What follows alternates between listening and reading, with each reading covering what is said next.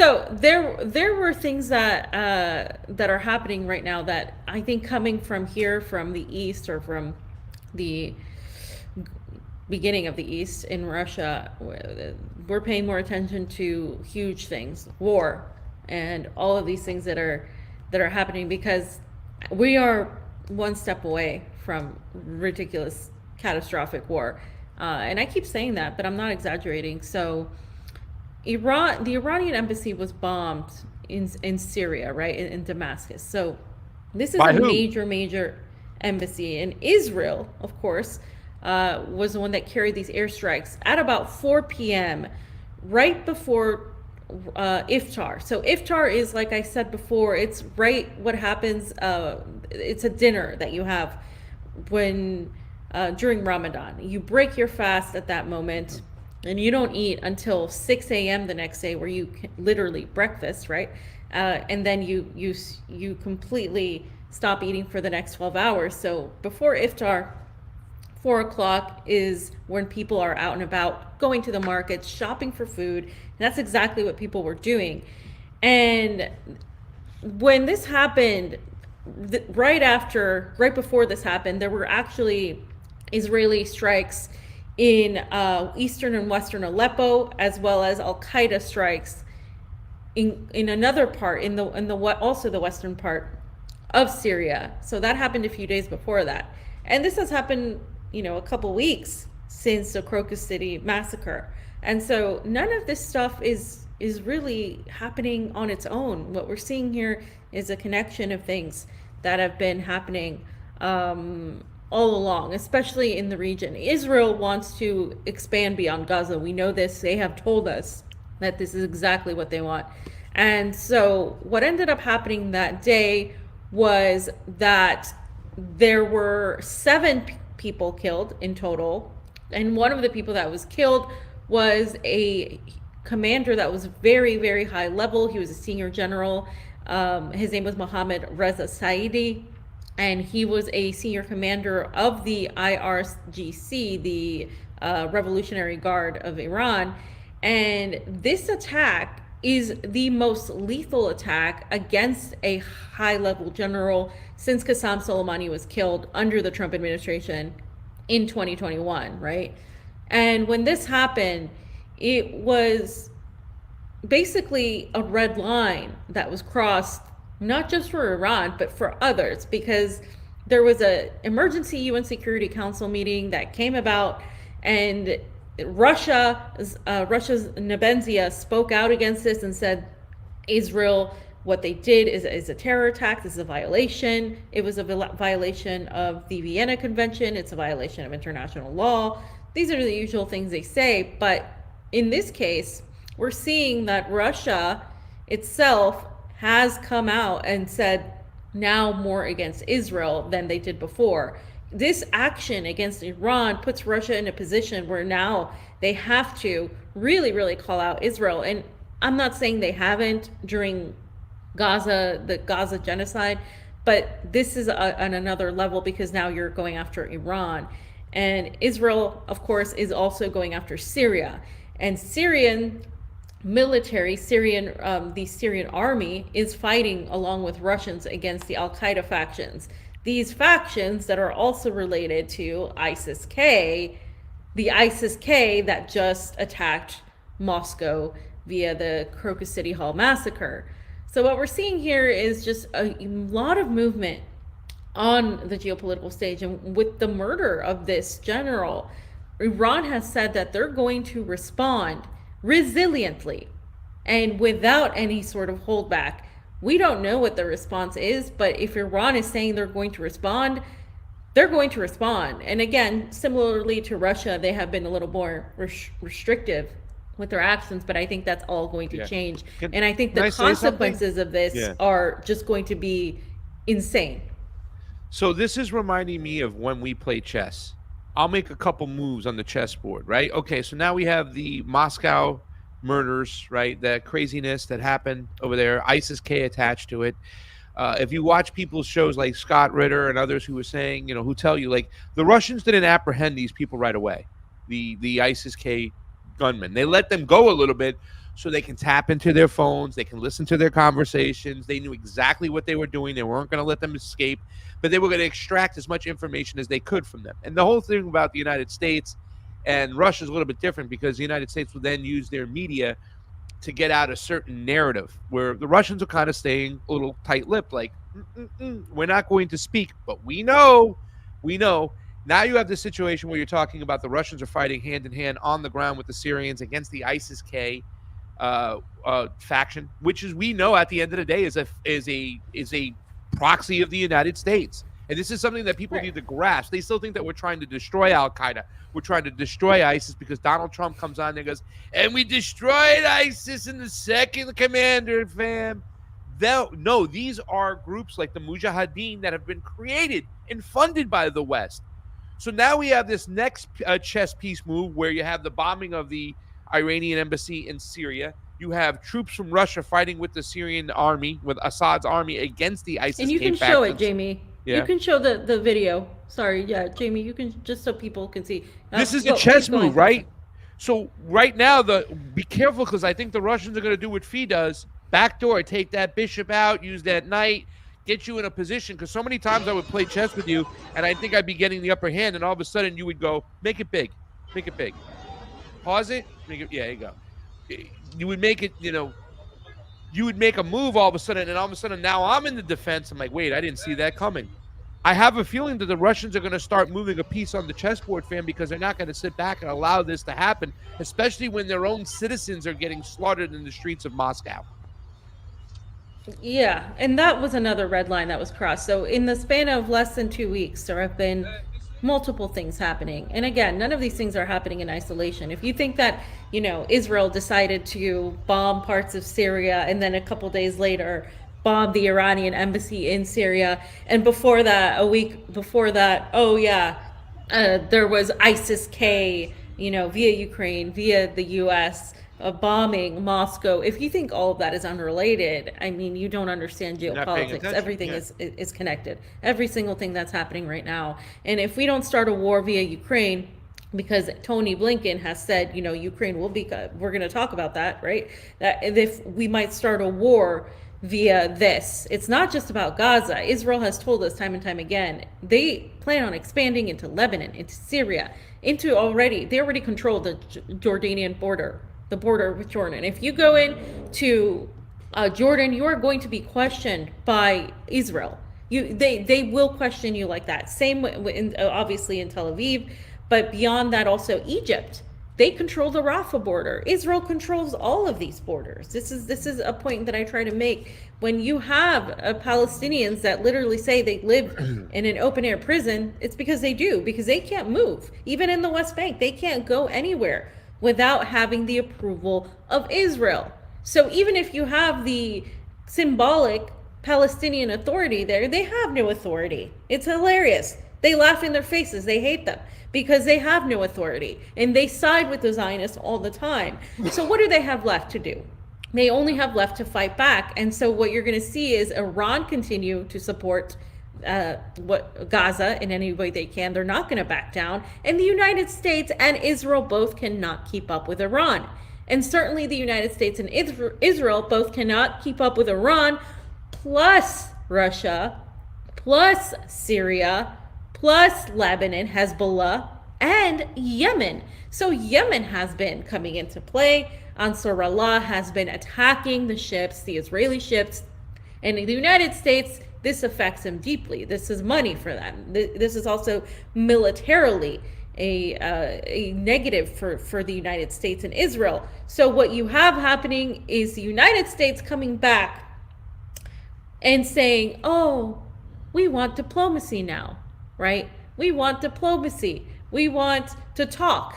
They're telling Ansar Allah, right, the Yemen people, what the West calls the Houthis, they're telling them, hey, by the way, after the U.S.-led Saudi war for years and years, now we want to talk. We want diplomacy. Suddenly, why? Well, because Ansar Allah has caused intense damage. And they have said that no matter what the United States tries to give them, because right now they're trying to entice them. They're basically saying, hey, if you want diplomacy, we'll stop bombing you. we'll end it right here, but you got to stop bombing our ships. But the problem is, Ansar Allah is not going to stop.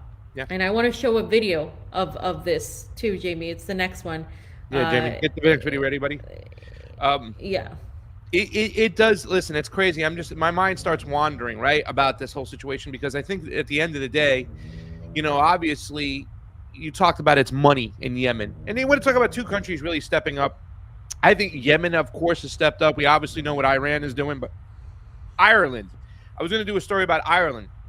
Ireland has been one of the only EU nations, EU countries, to say, no, this is wrong. Expel the Israeli ambassador. Get him out of there. Saying, we're not going to support you. Joe Biden, who, Joe Biden has Irish roots, fam. He went there as a tourist, as, his great-great-great-great-great-great-granddaddy, and the guy's 97 already, was there in Ireland, had family. He's got Irish blood, and they, really, they welcomed him with open arms. Now they're like, we don't love you anymore. Get out of here. And you're behind this here, and you're wrong.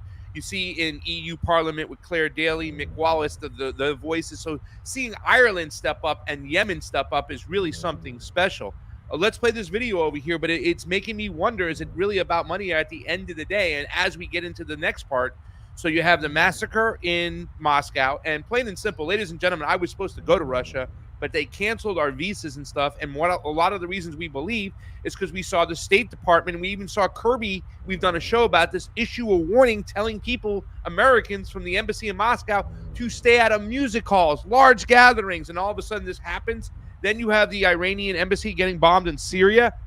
And now you have Blinken saying that Ukraine will join NATO, and we'll get into this. This seems like, fam, to me, they want all-out war right now. They don't care about the money part. They want another world war here, it seems like. It's like, and it's a losing war for the United States. There's they no want way. an excuse to use nuclear weapons. Yeah, Malthusians, they don't give a shit. They'll wipe half the planet away, and they think they'll be safe in their bunkers underground. Yeah, but I'm not exaggerating when I say that Russia's army's nuclear capabilities far surpass anything the United States has. The United States is bluffing right now. They're playing chicken. They don't have the capabilities to beat the Russians, and they certainly don't have the capabilities to beat the Chinese. And who do you think is going to ally against the Western powers by default? It's all lining up. It's all lining up. It's very obvious. China, Russia, Iran. India is the wild card. Where will they go? What will they do? That's kind of crazy. I think they'll try to stay on the sidelines for a while. But you'll definitely see China, Russia, Iran come together. Yemen will obviously join. And I heard the UAE now turn their back on Israel as well just recently. I haven't been able to confirm or look at the stories there and stuff, but I heard they're done. They pretty much wiped their hands. Saudi Arabia will probably, try to stay on the sideline. Egypt will probably go with the Americans. I don't know. It's weird. It's hard to understand. Obviously you're going to see the United States, Britain, France come together, the old World War II allies, but this thing is shaping up. And even though, once again, Russia has the firepower, they have the nukes too as well. I mean, the thing is, no matter what, it's just a bad option if we allow our oligarchs, our leaders, our crazy psychos to take us to war. It's a better option for us as Americans to somehow stop these psychos and work with Russia, work with China. Understand that, World War III will be fought with nuclear weapons, but World War IV will be fought with sticks and stones. So I think that right now the emphasis needs to be on the United States Americans waking up and stopping the oligarchs from bringing us into this craziness. They're so easily duped, Americans.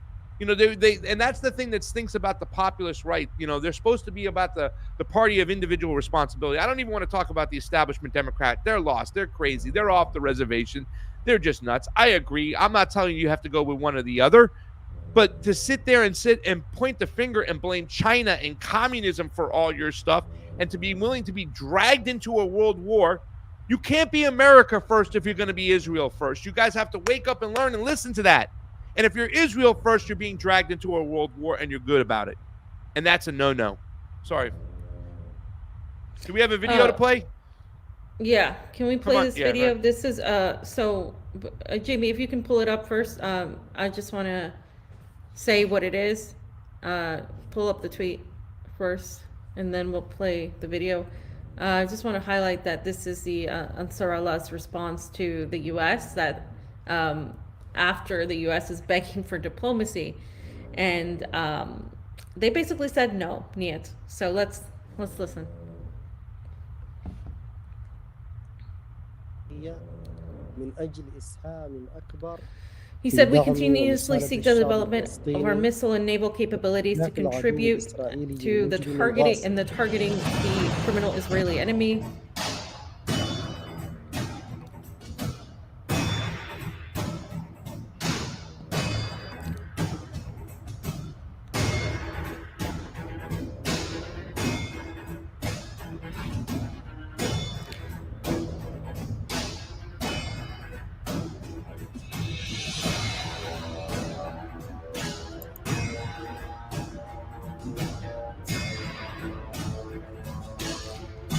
Yemen's Houthi group has boosted its military capabilities. And the Houthi chief called for further development of missiles and naval proficiency. So instead of backing down, they're going to ramp it up. And the Houthi chief cited the group's ongoing operation in the Red Sea over his demand. So they're not going to stop, in other words. Abdul Malik al-Houthi vowed to contribute more to protests against the Gaza war. يرتكب فيه جرائم الإبادة الجماعية في غزة على مدى Israel has been 6 committing a أشهر genocide of crimes in Gaza in six months without being able to end the resistance or free the prisoners, hostages, without a swap deal nor achieving any victory, but rather depicting an ugly image of criminality. ونسعى باستمرار لتطوير إمكاناتنا We continuously seek the development of our الصاروخية missile and naval من capabilities أجل to contribute إسهام more أكبر in supporting the في Palestinian دعم people ومساندة الشعب الفلسطيني واستهداف العدو and الإسرائيلي targeting the criminal المجرم Israeli الغاصب. enemy. وقابل ذلك There has been great تقصير failure كبير for من Muslims in standing المسلمين beside the في Palestinian الوقوف people who they are part مع of and الشعب towards الفلسطيني their الذي هو جزء holy منهم وتجاه places in مقدساتهم Palestine, in في addition to the فلسطين recent complicity of some with وصولا the إلى efforts to تواطؤ البعض مؤخرا liquidify the مع Palestinian issue مساعي under the تسوية pretext القضية الفلسطينية تحت عنوان التطبيع of normalization and the وعنوان failed deal صفقة of the الدر century. الفاشلة. So basically, they're saying they're not going to stop. They're going to continue fighting for Palestinians. They're going to ramp up their military capabilities in order to continue fighting against Israel. While the U.S. seeks diplomacy, they're saying we don't want diplomacy. We're going to fight. And this is what the U.S. doesn't want. Why? Well, because they want the access, right, in the Al-Mandab. But more than that, they want the targeting to stop on their ships as well. And again, they're just not going to stop. And Yemen has gone through it all. I mean, we can't even access Yemen. We can't even go to Yemen. I would go to Yemen in a heartbeat if I could, but it's like Fam, I impossible want to to do get got there. there. GHAT. That's the drug they do. It's like a something they chew on, and it's kind of like a wormwood of sorts. And that's their kind of thing they do in Yemen. I want to do that. And I've also looked and remember the island of Socotra, which was south, an island south of the mainland over there that was once under Yemenis control. And then all of a sudden the Israelis had taken over, getting visas issued from the UAE, putting a base over there because, right, it's strategically located, even though it's an amazing island. But I just want to point out really quickly that I think a lot of people, fam, they look at the Middle East, they look at Yemen, they look at Iran as like these, third world countries, and to fight them, you have to go into the Stone Age. They actually picture like, people from the Middle East throwing spears and rocks and whatnot. There was a challenge a long time ago. This is from the National Interest. We did a story on this a long time ago, but digging back into it. There was this thing called the Millennial Challenge, right? And it was a war game where Iran destroyed America in a war game. And they actually used an old general of sorts to, I'm going to just leave that right there. I'm going to just do a really quick synopsis on it. I don't want to get into it. But they did this whole war game drill, and it was the U.S. versus Iran. And there were so many tactics in which Iran used. And the whole thing about it, which people have to understand, when you see those Yemenis soldiers, the Houthis in the boats, when you see a lot of these people, if you even saw a Hamas fighter, That Hamas fighter, that Yemenis fighter has lost its family member. It's been bombed by the West. They've lost their family members, their daughters, their sons, the whole 9 yards. They've gone through so much. These people are a different soldier than the United States soldier. The United States soldier is not willing to die, doesn't want to die. Is, you know what I'm saying? And I'm not saying that we don't have, crazy guys out there that will fight and go nuts and they'll put their life on the line. There are a lot of people out there like that. There are a lot of soldiers out there like that, but not as a nation, not as a group that's willing to die. And what you saw in that war drill was in the Gulf, right? What's it called? The Straits of Hormuz over there by Iran, fam. In that particular situation, the U.S. generals in this war game sent their battleships to that area. What the Iranians did was they had a bunch of mini speedboats. And a good friend of mine gave me the analogy. If you can just imagine a guy around a bunch of gnats and flies, so many of them flying all around, and even though you're bigger and stronger, you're wiping your face around and you're trying to get him out of there. That's what they will do with these speedboats. They will have bombs on them. There will be suicide bombers there. They will ram these small speedboats into these big vessels, pretty much enabling them and not, disabling them, and not allowing these big warships to do what they need to do. And they're going to take them out of you. Yeah, we'll have subs firing missiles and whatnot. But once again, you'll have a bunch of Iranians dropping chargers in the waters all over there. They'll use the tactics they can use that will help them to win. And the whole thing about it is they have people who have been under attack for many years now, and they're willing to die to fight the empire. And that's something that we don't have. We lost a challenge to Iran using a Pentagon war game years ago. And if we try to do this again, we will lose again. So don't think for a second, we're the mighty army and military. We can do anything. We can beat anybody at any single time. It's not going to work. What's going to happen is they're going to use these tactics and they're going to beat us because, once again, their citizenry, their soldiers have been through a lot more. They've been under attack for quite some time, and they got nothing to lose. As an American soldier, you got a lot to lose. And that's just going to be the difference over here. So don't think for 1 second, just because we have the most superior army in the world, we're going to roll over them, fam. That's what these people think over here. That's what a lot of these patriots over here think.